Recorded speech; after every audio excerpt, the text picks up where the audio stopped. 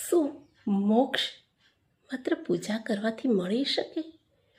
ના, વેદ કહે છે જ્ઞાન, કર્મ અને ભક્તિના ત્રિવેણી સંગમથી મોક્ષ મળે છે.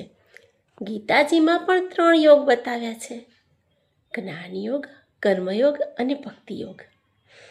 જ્ઞાન યોગથી હું કોણ છું જાણી શકાય છે.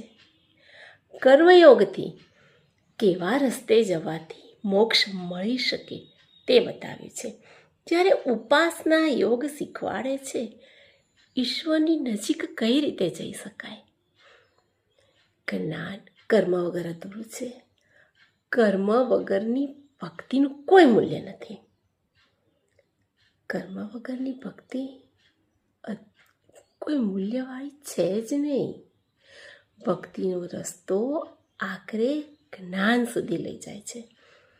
જ્ઞાનથી વિવેક આવે, કર્મથી મન શુદ્ધ બને અને ભક્તિથી ઈશ્વર અનુભૂતિ થાય, ત્યારે મોક્ષ મળે છે. મોક્ષ કોઈ સસ્તી વસ્તુ થોડી છે.